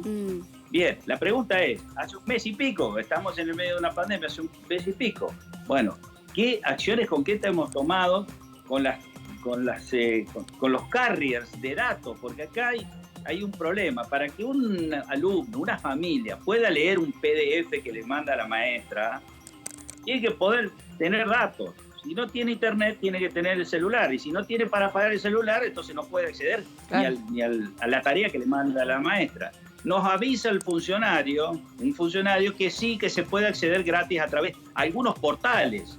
Pero esto es mucho más complejo. Acá se necesita una acción muy enérgica del gobierno en relación a los que tienen la infraestructura de transferencia de datos, que son las telefónicas básicamente y ARSAT, pero las telefónicas, los proveedores privados, para poder asegurar que el niño o la niña, si no lo hace a través de la computadora por internet, lo puede hacer a través de su celular, leer la tarea, ver un video que le manda la maestra, Lo que hablábamos de combinar por las plataformas. No está resuelto eso, no está resuelto. Y entonces cada vez que escuchamos a un funcionario tenemos que escuchar que hace 14 años arrancamos el plan de conectividad y que era muy bueno, por supuesto que era muy bueno el Conectar Igualdad, era muy bueno, pero quiero decir que cuando terminó el gobierno de Cristina Kirchner, ese plan tenía 9% de las escuelas conectadas nada más, 9%. Y cuando terminó el gobierno de Cambiemos, hay 40% de las escuelas conectadas. O sea, todavía faltan 60. Fíjese, ¿no? Lo difícil que es después de casi 10 años. Si faltan 60 escuelas conectarse por digamos, la infraestructura de conexión de Internet, no se van a conectar ni en un mes, ni en 2, ni en un año, ni en 2 años. Entonces hay que tomar una acción enérgica de acuerdos. Para eso hemos presentado proyectos de ley para que los que tienen la infraestructura de transferencia de datos la pongan al servicio del sistema educativo obligatorio. No estamos hablando de darle un beneficio, regalarle nada a nadie. Estamos hablando de que una familia, un hijo, un alumno pueda acceder a sus tareas. Y eso no se está haciendo. Por eso que nos parece que una comisión que tomó 2 o 3 horas en hablar de nada es inconducente. Tenemos que reunir las comisiones y decidir sobre los proyectos que están presentados. Bien. Diputado Martín Natale lo saluda. ¿Está previsto en este sentido que usted marcaba algún régimen o algo vinculado con sanciones a las empresas que no cumplan específicamente este plan de conectividad a lo largo del país? No, hay acuerdos muy débiles sobre que algunos, a través de NACOM, que algunos portales educativos, si usted accede o un alumno accede, no le consuman los datos del celular, por ejemplo, si está usando el celular. Pero eso es limitadísimo, no existe no se cumple, digamos, esto al problema general. ¿No se cumple esto, digo? ¿Perdón? ¿No se cumple? No, sí, es posible que para entrar a ese portal, pero la educación es mucho más que entrar a un portal. Quiero decir, si hay un alumno que quiere recibir un PDF, un video de una maestra, no lo hace por el portal. La maestra se lo manda por el WhatsApp o por lo que fuera, y para poder acceder a leerlo tiene que usar los datos de su celular. Y si es una familia humilde y no tiene datos, no los lee. Entonces, acá hay un problema de escala del problema, que necesita una acción mucho más enérgica del gobierno, o eventualmente una ley. Para eso hay proyectos de ley donde los carriers de datos estarían, digamos, obligados, por supuesto. Diputado. Sí. Sí, se entiende perfectamente el punto. Bueno, ¿y ahora cómo seguimos entonces? ¿Con esta queja, con este reclamo? Ya han hablado, imagino, como bloque a los presidentes de las comisiones. ¿Cómo sigue la cosa? Bueno, sí, a la presidenta Blanco Osuna, que afortunadamente, digamos, tiene muy buenos modales, muy abierta, eso lo demostró también en la otra comisión, tomó este reclamo y le hemos dicho que para resolver los problemas que tenemos, tiene que convocar a la comisión, poner sobre la mesa la gran cantidad de proyectos que hay, todos convergentes. Claro. Quizás no para dictaminar en una primera reunión, pero sí para llegar a los consensos y sancionar las leyes que pongan las condiciones, le den las condiciones al gobierno en relación a las empresas para que esto se resuelva. Porque en realidad no es que no hay infraestructura para resolverla. Claro. Hay, pero hace falta la decisión política. Un privado no le va a venir a regalar los datos a nadie hasta que no estén las condiciones de acuerdos políticos y legales para que eso se dé. Bueno, creo que Blanco Osuna se comprometió, y también Carro, Pablo, que lo aprecio mucho, es un diputado también muy sensible, a pesar de que hoy fue desafortunada la organización de la comisión, pero sé que tiene los valores como para tomar esto y llevar a las comisiones respectivas los proyectos que además son muy buenos y de ambos bloques políticos, sobre esto de la conectividad. Muy conducente la queja y muy bien ese final, sobre todo considerando la labor de ambos diputados. Gracias, diputado, ha sido usted muy amable. Hacemos la pausa. Chau, Laurita, hasta la próxima. Y volvemos enseguida con más periodismo en el Congreso. Ya estamos.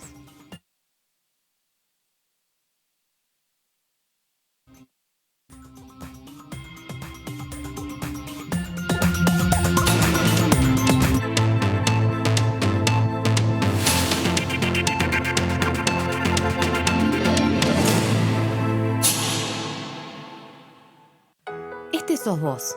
Hoy decidiste no quedarte en casa y pusiste en riesgo de contagio a 3 personas más. Ahora Juli, Fabi y Rubén tampoco se quedan en casa y pueden llegar a contagiar a 3 personas más cada uno. Esa es la forma en la que crece la famosa curva de la que todos hablamos. Quedándote en tu casa, evitas contagiar a muchas de estas personas y la curva baja. Así nos permitís preparar el sistema sanitario para atender a los contagiados y contagiadas. Quédate en tu casa. Argentina Unida, Argentina Presidencia. Bienvenidas y bienvenidos a Punto Género. La paridad en la política y en los medios. El problema de la ley de paridad es que trata como iguales a aquellos que no somos iguales. Las mujeres no estamos en igualdad de condiciones que los varones en relación al poder. En el Senado solamente tenemos 28 senadoras de 72 que somos. Punto Género. Domingo, 21 horas, por DTV. Durante todos estos días habrás escuchado que queremos achatar la curva. ¿Pero qué significa? Que estamos tomando las medidas necesarias para que los contagios en Argentina no se produzcan todos al mismo tiempo. La cuarentena obligatoria es la única forma que tenemos de bajar la cantidad de contagios y evitar que todos nos contagiemos a la vez. Así, mientras más chata sea la curva, mejor va a poder reaccionar nuestro sistema sanitario. Por eso insistimos tanto para que te quedes en tu casa. Quédate en casa. Cuidarte es cuidarnos. Argentina Unida. Argentina Presidencia. Estamos frente a un contexto que es extremo. Empezamos a debatir, pusieron a la vista los proyectos de ley que tanto oficialistas y opositores han presentado. Se está haciendo una ley para ampliar los alcances, poner al Estado a seguir acompañando a todo y a cada uno de los contribuyentes, buscando el equilibrio justo, ecuánime, que se tiene que materializar, en donde además de incorporar recursos del Estado, también darle un oxígeno. DTV, el periodismo en el Congreso, de lunes a viernes. Al virus lo frenamos entre todos. Al virus lo frenamos entre todos. Al virus lo frenamos entre todos. Al virus lo frenamos entre todos. Al virus lo frenamos entre todos. Al virus lo frenamos entre todos. Al virus lo frenamos entre todos. Al virus lo frenamos entre todos. Al virus lo frenamos entre todos. Al virus lo frenamos entre todos. Al virus lo frenamos entre todos.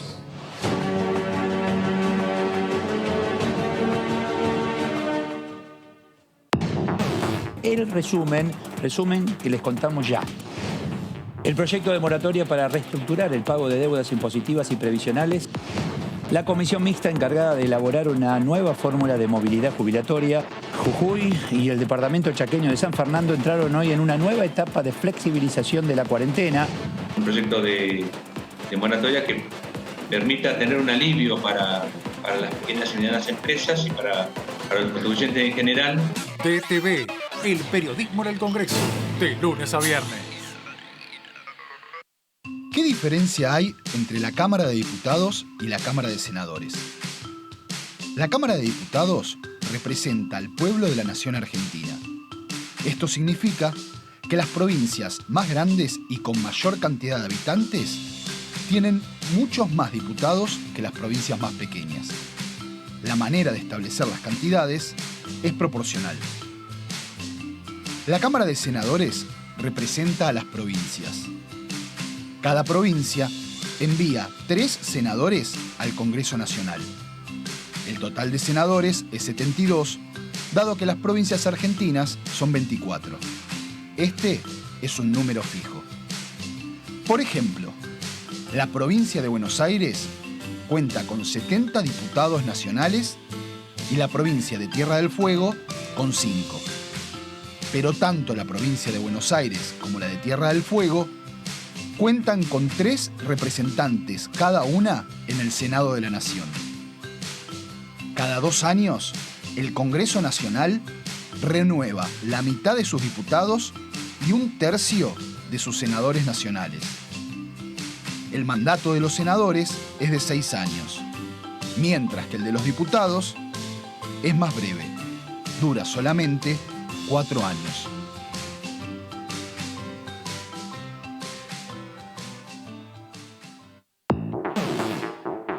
Toda la actividad parlamentaria de la Cámara de Diputados. En la Cámara de Diputados de la Nación, la información es mucha. La cobertura del tratamiento político de leyes. En el recinto. En pasos perdidos. La opinión de los protagonistas. En comisiones. En los despachos. El día a día de los diputados y diputadas de la Nación. Y nosotros tenemos la mejor información. DTV, el periodismo en el Congreso, de lunes a viernes.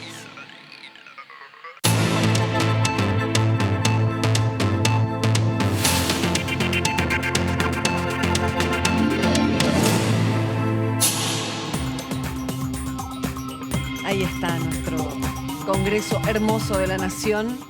Para mí tiene un sesgo muy, muy especial. Porque mi abuela vivía muy cerquita de acá, así que gran parte de mi infancia los pasé por estas cuadras. Por lo tanto, hay una cuestión muy especial afectiva, cosita que quería compartir con ustedes. Bienvenida, Laura Serra.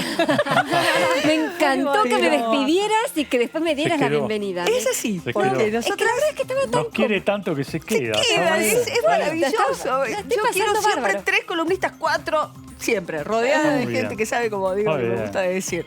Bueno, esta historia de la libertad de expresión se ve reflejada, tiene que ver mucho con las apreciaciones personales. Cuando uno escribe algo, yo les pregunto a ellos, creo que a vos, Laurita, te pregunté, no sé, nunca te lo pregunté, Dani, a vos, si lees los comentarios, por ejemplo. Ay, según el día que tengas. Bueno, Laura me dice, ni a palo. No yo acostumbraba al principio, lees, al principio sí, pero después ya la verdad que son comentarios. Yo digo, detrás de los comentarios vale la pena hay veces que los comentarios tienen información, ojo, Sí.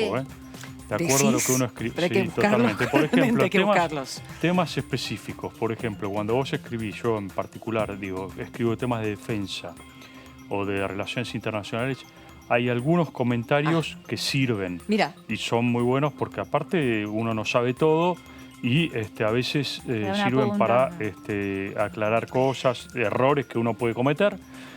Pero también detrás de todo eso se esconde el anonimato. Bien. Y con el anonimato viene la violencia verbal, Bien. las agresiones. Y cuando es así, la verdad que no me interesa en absoluto. ¿Por qué hago esta pregunta? Porque nuestros compañeros son periodistas que escriben en los principales medios del país. Todos los columnistas, los periodistas de acá, de esta casa, de DTV. Y así como escriben de temas, lógicamente, muchos de ellos muy sensibles, lógico. Tienen que ver con nuestra vida y sobre todo quienes están escribiendo sobre política. Hablo de esto porque en general aquellos periodistas o compañeros que se quejan de un límite de la libertad de expresión tiene que ver y mucho con comentarios que aparecen en los medios de comunicación. Porque cuando tienen que pasar a la justicia, ahí tienen una probatoria de un mensaje, de un mail, de un comentario del funcionario al que se cree que podría estar limitando esa libertad de expresión. ¿Me equivoco? Porque en definitiva, quien nos puede limitar la libertad de expresión... Un retweet ya es Bueno. una muestra, por ejemplo, de Ahí algunas está. que se ha hecho muy sutil últimamente, algunas cosas. con un Exactamente. retweet. Hablamos de, el retweet del presidente de la Nación con un meme, se dice meme, un GIF de Leuco editado en un reportaje. Era algo gracioso para los medios. Lógicamente a algunos no le pareció nada gracioso en absoluto, menos a Leuco. Y por ese tema es que se abre la cuestión a distintos otros que están a favor de lo que piensa ese periodista, pero que el mismo presidente de la Nación lo retuitea. Igual es muy particular la relación con el tuit de algunos funcionarios. Es muy particular. Que merecería hasta un análisis universitario. Está un paso anterior. Sí, corresponde que retuitee o que haga uso de esa forma de las redes sociales. Porque muchos periodistas se están quejando de que eso es limitatorio. Mismo vos lo dijiste en este momento, Dani, que es limitatorio a la libertad de expresión. ¿Vos qué sentirías si el presidente retuitea una nota tuya arreglada en forma de risa? No, seguramente eso primero me llenaría de comentarios porque me levanta full lo que me están mirando. Y Sí. ahí abre una discusión de la que vos ya quedás afuera. Ya empiezan a discutir sobre lo que vos dijiste, sobre lo que el presidente, la actitud que tuvo el presidente. Pero entonces ahí es un ego hermoso que se corre para darle lugar al material. No que el periodista se ponga en, no me están dejando escribir porque alguien hizo una chanza con lo que yo escribí. Ojo, lo estoy poniendo en el escenario. Por ser periodista audiovisual, presentadora, millones de veces me han sucedido de este tipo de cosas, pero no sé qué es lo que ocurre con alguien que escribe y que ve su material... Despedazado. Sí, despedazado o en comentarios material que ha costado, en fuentes, y lo ven así frivolizado. Esa es la cuestión. No sé, es muy sensible, pero ni más ni menos que una comisión hoy al respecto. Sí, claro, ¿no? Es un tema, digamos, polémico y muy debatible. Yo me pongo en el lugar de, qué sé yo, si yo escribiese una nota que fuese retuiteada a favor por el presidente, miren esta nota, qué buena nota, como pasó con... No te sentirías muy cómoda, ¿no? No me sentiría nada cómoda, para nada. Yo digo, acá la estoy Pero pifiando convengamos que porque hay no- periodistas que sí se sienten cómodos, No, Laura. por supuesto, por supuesto. Y eso yo creo que ya todo el mundo lo sabe. O al menos está intentando, está más visible, más transparente el que se siente... Me No, retuiteó porque- un funcionario. No, de acuerdo, pero a mí me parece que ahí está un poco donde uno se planta en la profesión. A ver.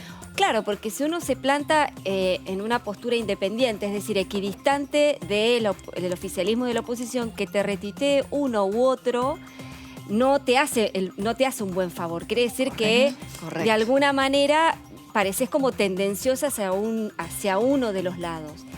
Después, obviamente, si es sometido a debate de mis colegas por las redes sociales, eso es indistinto, pero que uno de los funcionarios o varios funcionarios tomen tu material para, de alguna manera, hacerlo propio o cuestionarlo, y de alguna manera ahí es como que pone en prueba un poco también tu posición como periodista independiente, ¿no? Uno lo que trata es, como periodista, obviamente tenés una línea editorial, al medio que uno pertenece, pero también de poner todas las voces dentro de un trabajo que uno está haciendo, ¿no? Sí, Tratar de no claro, ser tan sesgado hacia un sector en particular, sino tratar de poner la otra campana en lo posible, ¿no? Así me educaron y así fue como me enseñaron el periodismo, ¿no? Poner las dos campanas. Exacto.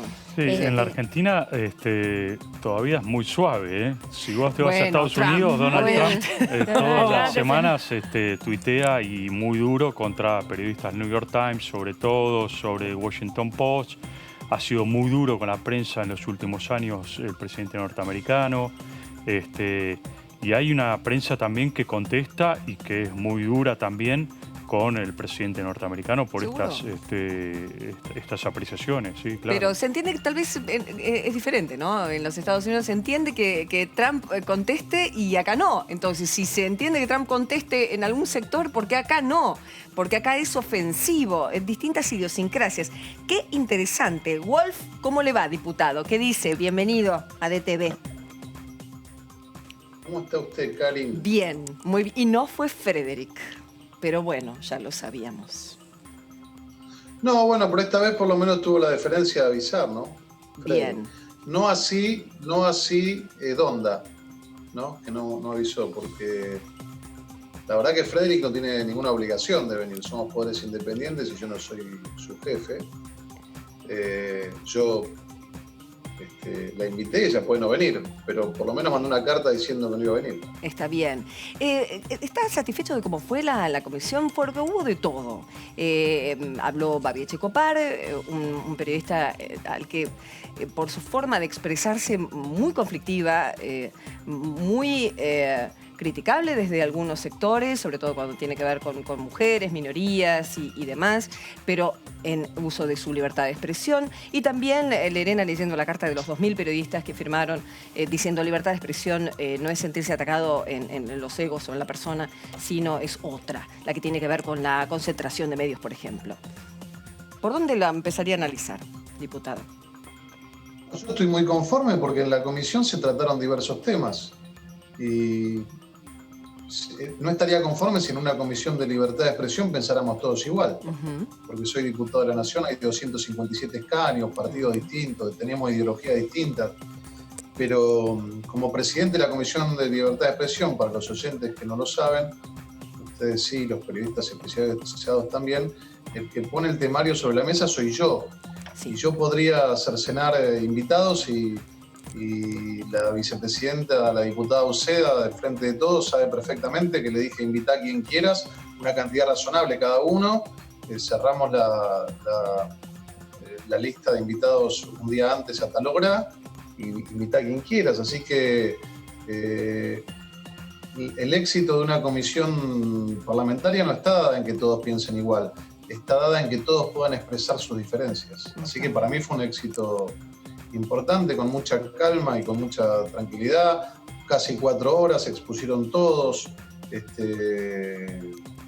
con un tiempo determinado, a nadie hubo que apurarlo con la palabra. Tampoco yo soy partidario de ser muy prusiano en los tiempos, tenían 5 minutos, pero si alguien se extendía 6, 7, 8 minutos, hablaba, así que me parece que... En el caso de Donda, como presidenta del INADI, ¿qué necesidades tenían de saber las denuncias? ¿Para dónde iban las preguntas? ¿Por qué está lamentando su ausencia?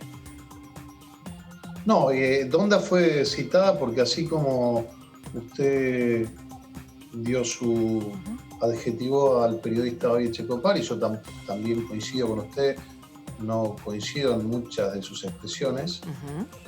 La diputada Donda, a mi entender, tuvo una expresión bastante desafortunada para con Babi Echecopar. Hacerlo desaparecer o iba a hacer lo posible porque él no hable, y nosotros entendíamos que esto también era repudiable, ¿no? Así que fue citada por eso, fue citada porque tuvo una expresión desafortunada, así como Babi Echecopar fue denunciado cuando tuvo expresiones desafortunadas por alguna gente, Victoria Donda también lo fue, sobre todo teniendo la responsabilidad de su cargo, porque no es lo mismo una expresión de independiente que una expresión de alguien del Estado. No van a existir más los Babi Echecopar, es el encomillado, porque quería saber exactamente cuál era la frase de la diputada Donda. Diputado Wolf, Laura Zarra lo saluda, ¿cómo le va? Preguntarle a partir de estas reuniones que han venido compartiendo de la Comisión de Libertad de Expresión, ¿cómo usted está justamente viendo la libertad de expresión en la Argentina? Este derecho que tenemos todos y en este contexto de pandemia. ¿Cómo lo podría calificar? ¿Cómo se está dando este derecho? ¿Se está cumpliendo este derecho? ¿Se está ejerciendo este derecho? Bueno, usted sabe que no es un número entero, ¿no? No, claro. En algunas cosas sí, en otras no. Usted me conoce porque es una profesional del recinto, ¿no? Una mujer que se especializa en periodismo legislativo. Yo soy muy respetuoso, así como usted es respetuoso de los off, yo también soy respetuoso de los off. Y sé que hay mucho periodista intimidado y sé que hay mucho periodista apretado. Además, públicamente lo hay. Vimos como el presidente de la Nación intimidó en su momento a Mercedes Ninzi, a Silvia Mercado, a Cristina Pérez, ahora a Viviana Canosa, como el otro día posteó un artículo en el que se le pegaba una trompada a Diego Leuco, como su vocero salió a decirle inútil al expresidente. Cuando las amenazas, las intimidaciones son desde el poder, nosotros que nos hemos criado criticando la teoría de los dos demonios, no son iguales que cuando no son desde el poder. Las dos son repudiables. Cuando son desde el poder, si usted recibe un mensajito del presidente de la Nación, y bueno, tiene el poder ejecutivo encima y se nos congeló, diputado. Se nos congeló, si nos sigue escuchando, ahora vamos a tratar de volver a comunicarlo. Claro, la diferencia la establece en la diferencia de poder. Claro. Claramente. Bueno, solo no, por eso. No es un tema menor, ahí está, diputado, ahí lo escuchamos. Justo se había congelado un poquito. Sí. Yo los escuchaba, ¿eh? Bien. Raro. Estaba ahí congeladísimo. Menos mal que hablábamos bien de usted. Que estábamos hablando bien de usted, menos mal, digo, al aire. No, bueno, la verdad que no. Usted sabe que hay una frase en política que dice que en política siempre es bueno que hablen de uno mientras que sigue bien. Pero mi mayor... La verdad que ustedes son periodistas que me conocen y sí, no hace falta que coincidan conmigo, pero lo que sí o sí me jacto, no voy a encontrar un solo periodista que yo antes de una nota le haya preguntado qué me va a preguntar o que lo condicione. Y para mí eso no me transforma ni en bueno ni malo, pero sí en un hombre que practica lo que declama. Hoy también lo hice porque invité a la comisión que yo presido a una lista que no la revisé. Me la trajo la vicepresidenta entera así como está y le dije que está aprobada porque yo no soy censor.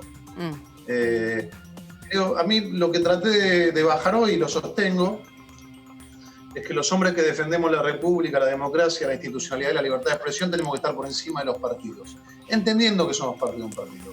Y seguramente durante el gobierno nuestro hubo cosas que estuvieron mal, pero ahora también las hay. Entonces, me parece que si todos trabajamos defendiendo esa bandera, que yo tengo acá, por encima de las banderas partidarias que existen, y existe el corporativismo y existe el sentido de pertenencia, pero con cierto criterio vamos a mejorar la libertad de expresión. Para mí es innegable que en este momento hay expresiones de intimidación. Me parece que es bueno que alguien se lo diga al presidente, decirle, mirá, cuando vos llamás a un periodista sos el presidente de la Nación, cuando vos das un retweet, así como se le criticó a Fernando Iglesias, un retweet que está mal, cuando lo hace un presidente está mucho más mal que cuando lo hace un diputado. Cuando lo hace un diputado está más mal que cuando lo hace un ciudadano común, pero uno tiene que entender el lugar que ocupa. Bien. Diputado Daniela Mosetic, sé que a través de las redes sociales puso a disposición la Comisión de Libertad de Expresión para Viviana Canosa. ¿Hubo algún contacto más con la periodista por el tema de los mensajes del presidente? ¿Tuvo alguna respuesta, aunque sea de manera informal?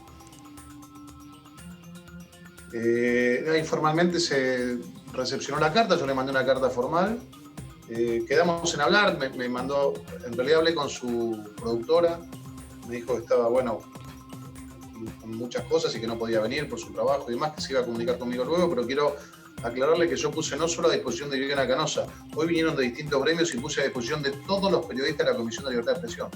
De todos. Por supuesto, ordenadamente, no pueden venir todos un día y decirme 40 que quieren, pues no se puede, pero ordenadamente la Comisión de Libertad de Expresión está a disposición de todos los que quieran defender su libertad de expresión. Sin duda el periodismo es un exponente importante. Uno de los puntos de la carta que leyó Ángela Lerena, poniendo como distancia acerca de lo que ellos y todos los periodistas firmantes contemplaban como libertad de expresión, tenía que ver con los despidos que hubieron en Telam en el gobierno pasado. ¿Usted lo considera así, como un cercenamiento de la libertad de expresión cuando se despide tanta gente en un contexto complejo? La verdad que no es mi especialidad saber por qué se han despedido. Yo creo que nunca hubo tanta libertad de expresión. La verdad que yo en mi vida democrática he visto mucha libertad de expresión durante nuestro gobierno. Por supuesto que a nadie le gusta despedir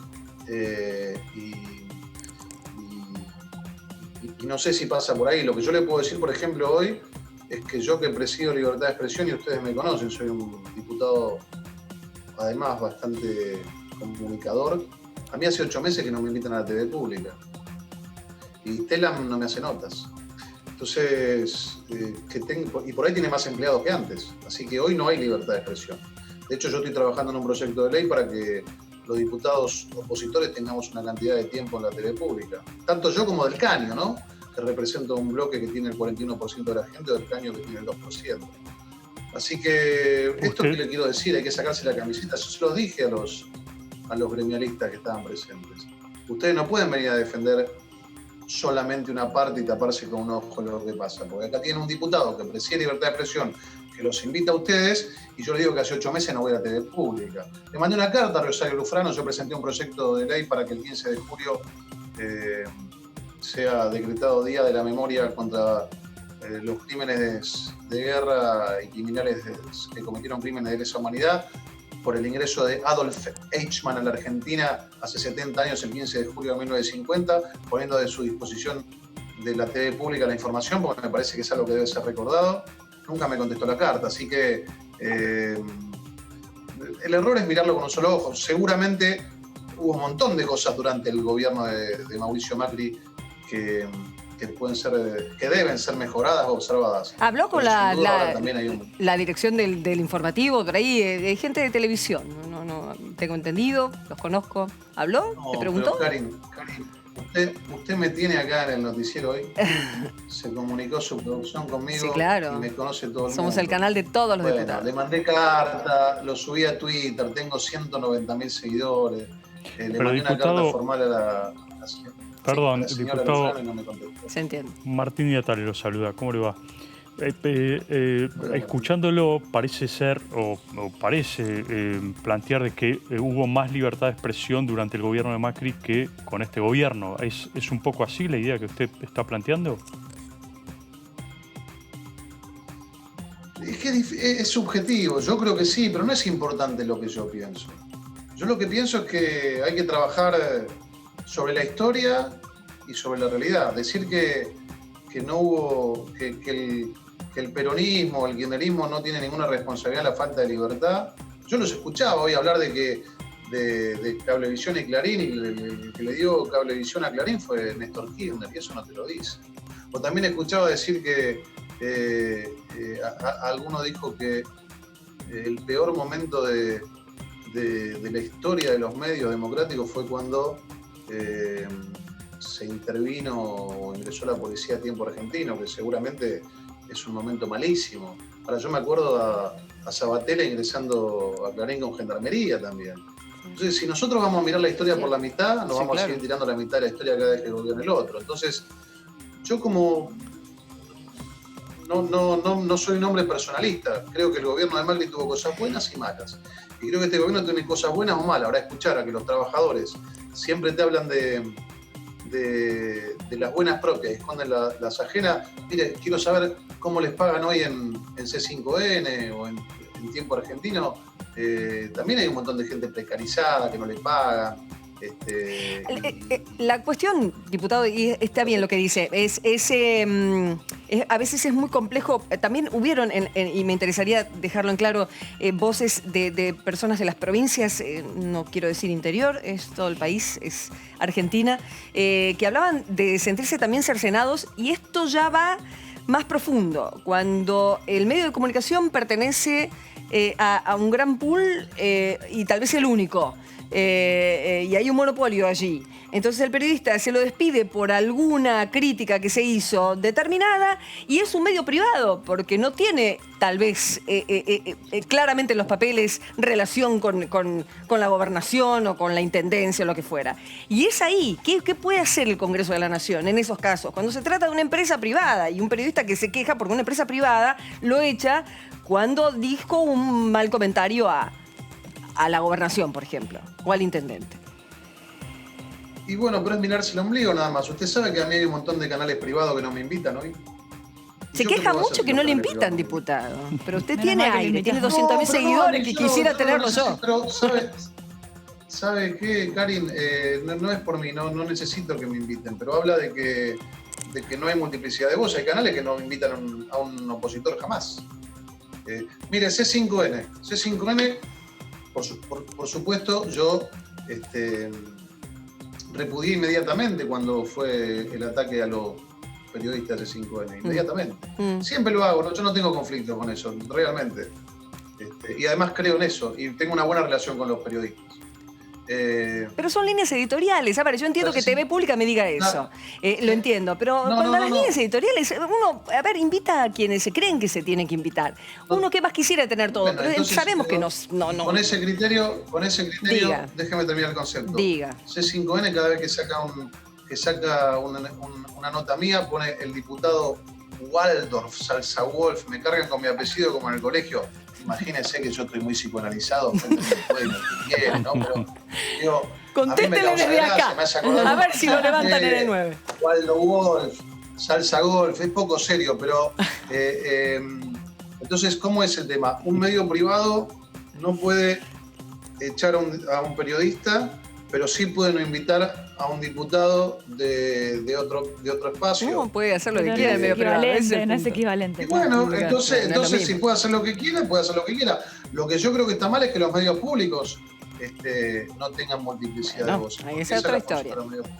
Eso es interesante, Waldo Wolf, lo que planteaba este proyecto de ley, digamos, de alguna manera para que haya un cupo opositor en los medios públicos. ¿Eso sería más o menos el espíritu de su proyecto?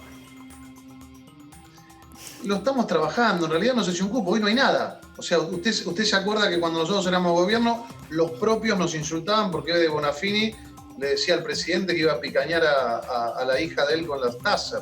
Y más allá de que me parece una barbaridad y que nadie la repudia, tenía su lugar, y yo creo que tenía que tener su lugar. Hoy nosotros tenemos 0 minutos, 0, entonces me parece mal porque la TV pública es del Estado, ¿no? Claro. Del gobierno. Entonces me parece que incluso hasta podríamos disponer de un espacio de una cantidad de horas, hacer nuestro propio informativo, y no lo tenemos, ¿no? Entonces los mismos trabajadores, gremialistas que defienden su fuente de trabajo, yo, por ejemplo, como diputado de la Nación, presidente de la Comisión de Libertad de Expresión, debería decir, bueno, yo te acompaño, pero vos también acompañame. Cuando veas la grilla, si te pido 5 horas, por ahí me das 3. Pero hoy tengo 0. Está muy bien, está muy bien. Vamos a ver cómo avanza entonces ese proyecto, Waldo, y lo vamos a volver a discutir. ¿Sí? Muchas gracias. No se me queje. Cuando ustedes quieran. No. No digo por las invitaciones. Le vuelvo a decir lo de antes. La satisfacción más grande que yo puedo tener no es que ustedes estén de acuerdo conmigo, porque eso no es democrático. Es que ustedes digan en off que Wolf nunca les dijo que le iban a preguntar y que siempre está dispuesto a responder. Gracias, diputado. Que siga muy bien. Gracias a ustedes. Igual a veces lo preguntan, no sé si ustedes coinciden, pero en tele me pasa todo el tiempo. Porque se sienten inseguros, ¿no? Porque es por eso, a veces piden, ¿por dónde va a ir la entrevista?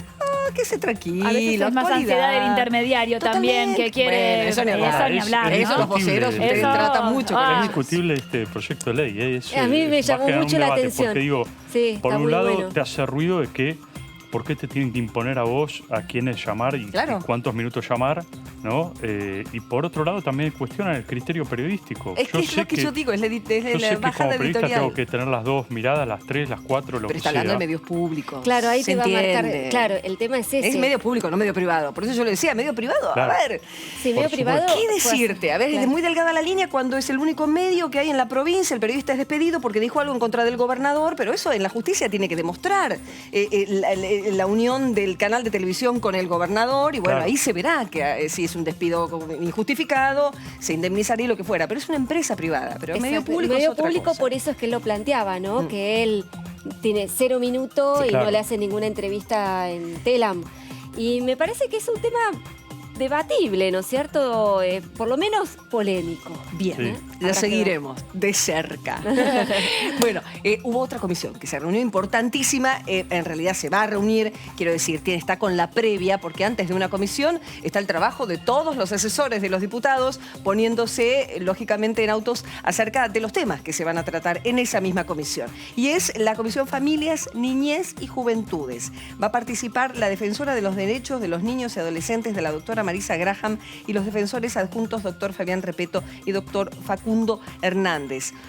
Un lugar, tengo entendido que hacía muchos años que se estaba buscando una defensoría de los niños, ni más ni menos, Sí, los que no tienen voz, ¿no? Y que incluso había sido designada y después tardó en asumir también. Así que hoy se espera que mañana brinde un primer informe focalizado en la situación de los niños y los adolescentes en el contexto de la pandemia, cómo los está afectando. Creo que después se va a ver algún diagnóstico un poco más en general, pero la reunión de mañana es para ver puntualmente cómo está afectando a ese sector la pandemia, el encierro y todos estos días de confinamiento. Mucho para comentar tienen los defensores. Está la diputada Patricia Muñer del Frente de Todos, provincia de Santa Fe, ella es secretaria de la Comisión de Educación, quien va a recibir aquí a los disertantes de familia.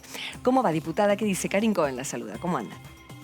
¿Qué tal? ¿Cómo les va? Buenas tardes. ¿Por qué cree que se demoró tanto la designación de este defensor tan fundamental para esta parte de la población que justamente no tiene voz y voto? Bueno, justamente es importante, además de la persona de la doctora Graham, digamos, es importante el espacio, teniendo en cuenta fundamentalmente que era un espacio, la Defensoría de Niños y Adolescentes, que funcionaba en distintas provincias. Distintas provincias de nuestro país tienen defensoras o defensores de niños y adolescentes, faltaba la defensora nacional. Nosotros hemos lamentado la demora y celebrado la designación de Marisa Graham, porque me parece que es la persona indicada para estar en ese ámbito, y justamente, como decía una de ustedes recién, más en estos momentos de pandemia, donde, digamos, el aislamiento, el encierro, la cuarentena nos afecta a todos y también a los niños, niñas y adolescentes, porque a veces los adultos tendemos a pensar que todo nos afecta a nosotros y que los niños, niñas y adolescentes no tienen motivos para estar mal, y en realidad nosotros lo vemos incluso con nuestros niños y adolescentes de nuestras familias, digamos, ¿no? Cómo les ha afectado el tema del aislamiento, cómo les ha afectado esto de dejar la escuela y trasladar las aulas a los hogares, esto de no poder encontrarse con sus pares, esto de tener que estar en un contexto de encierro familiar y todas las situaciones que eso supone, ¿no? El otro día en la Comisión de Ciencia y Técnica, conjuntamente con la de Familia, estuvimos trabajando en un dictamen en común para consolidar dispositivos y aplicaciones para que los niños y niñas puedan hacer denuncias de situaciones de violencia familiar, que estando en la escuela, muchas y muchos docentes pueden detectar esas situaciones, porque además las niñas y niños se lo cuentan a sus maestras y sus maestros. Ahora no estamos en esa situación, por lo tanto es preocupante la situación. Las situaciones de violencia familiar en general que están viviendo muchos niños y niñas y que no pueden salir a la luz o que no hay un ámbito donde plasmar, digamos, esas denuncias y encontrar asesoramiento y orientación. Diputada, muy buenas tardes. Martín Atale lo saluda. Más allá del tema del encierro particular que se está viviendo en este momento, el último informe de la ONU de abril pasado planteaba una proyección de que a fin de este año, fin del 2020, va a tener la Argentina un 58% de chicos en situación de pobreza. 58% de chicos en situación de pobreza. Sobre este tema en particular, ¿qué están pensando ustedes? Porque esto es la pospandemia, lo que va a dejar esta situación gravísima que está transitando tanto la Argentina como el mundo, pero en la Argentina le pega mucho este tema. Nosotros desde el Frente de Todos apostamos a las políticas públicas que está teniendo y está resolviendo el Poder Ejecutivo Nacional, referido desde que ha comenzado desde que comenzó el año y especialmente desde que comenzó la pandemia, que son todas las políticas referidas a el incremento de la UH, el incremento de la tarjeta alimentar, la implementación de bonos, digamos, que repercuten en el ámbito familiar y obviamente en los niños y niñas que integran esas familias. Nos parece que obviamente esas políticas hay que profundizarlas mucho más. La pandemia vino a agravar la situación y a profundizar especialmente las desigualdades. Por el camino de esas políticas públicas me parece que son las que tienen que acompañar para que esos índices no se disparen más de lo que están. El informe que hizo el Departamento de Género del Ministerio de Economía habla de la repercusión que esas políticas públicas han tenido en los contextos familiares y especialmente políticas que tienen que ver con el género y cómo repercuten también en los niños. También nos preocupa el regreso a las escuelas y las previsiones que hay, por lo menos en el ámbito de las escuelas secundarias, de la deserción y el abandono escolar que va a haber, que también incide en estas situaciones de las que usted hablaba. Nos preocupa mucho. El otro día yo lo escuchaba al ex ministro Silioni decir, bueno, que en las clases medias, digamos, o más acomodadas, la preocupación es, ¿aprenderán los niños y niñas?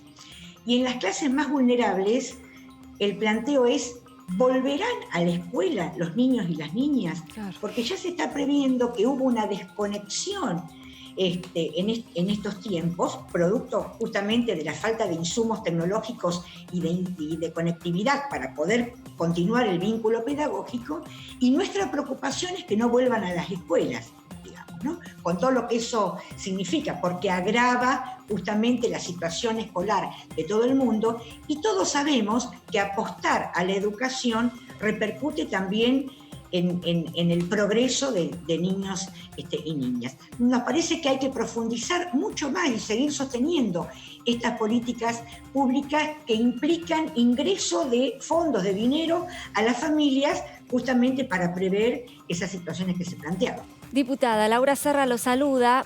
Para preguntarle justamente, usted planteaba recién el gravísimo drama que es el no volver a las aulas porque no tienen los medios para volver, la deserción escolar, la brecha digital, es decir, sectores que hoy sí gozan de conectividad, pero otros no, producto de esta pandemia que justamente ha desnudado todas estas falencias, estas problemáticas. Ahora yo pregunto lo siguiente, ¿es necesario mantener a todo el país sin clases en esta pandemia, teniendo en cuenta que hay provincias donde no hay circulación del virus? Uno puede entender el AMBA, uno puede entender regiones donde sí hay circulación. Ahora, tener a todo el país, por ejemplo La Pampa, que tiene, creo que no llega a 10 casos. Catamarca. Digo, todo el país sin clase. Digo, ¿no parece un poquito exagerado? Digo, tener a todos los niños encerrados en sus casas cuando no hay circulación del virus.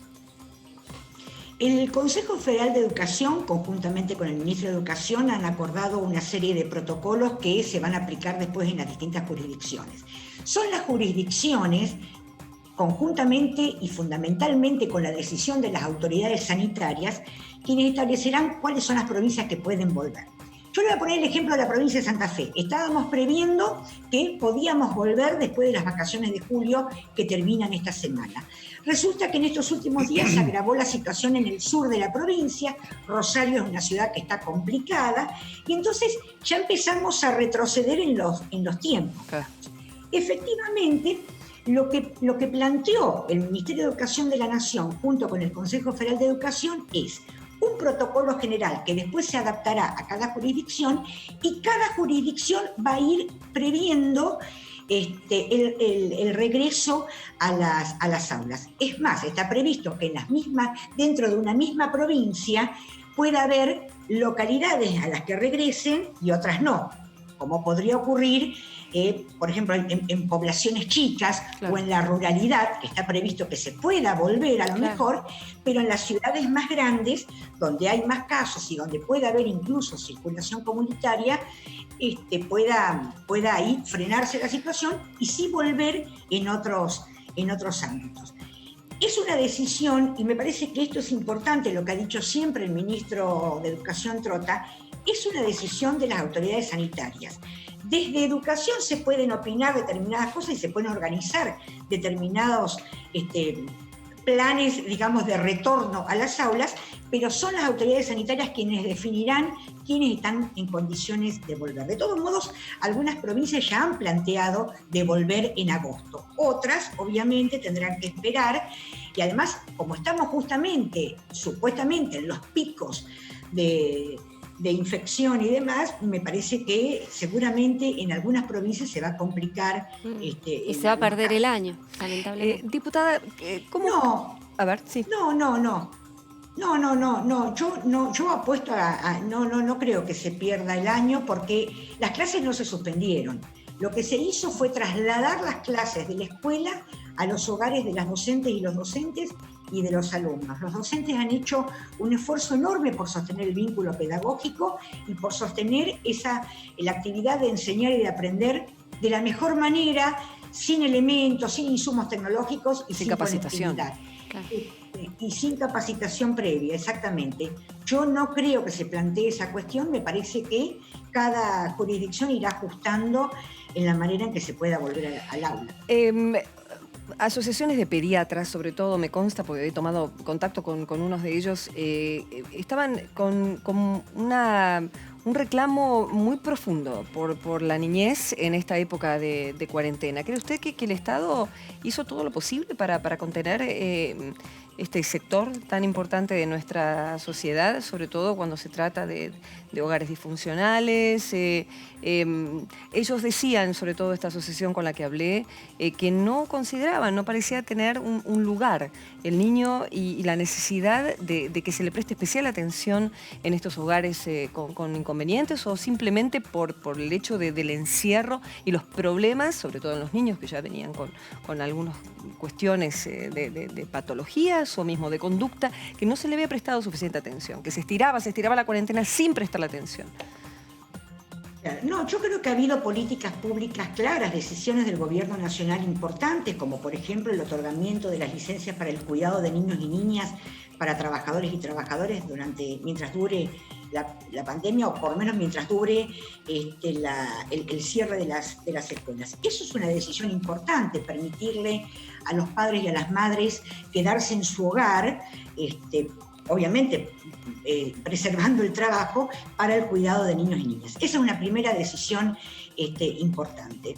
Después, bueno, todo el acompañamiento que se hace desde las escuelas y desde los docentes para que los niños y niñas continúen con su proceso de aprendizaje. Ha habido un acompañamiento a través de los medios de comunicación, a través de la televisión, de la radio, para que los chicos puedan seguir sosteniendo el acompañamiento, que obviamente no es lo mismo que el ámbito escolar, pero bueno, de alguna manera se sostuvo y demás.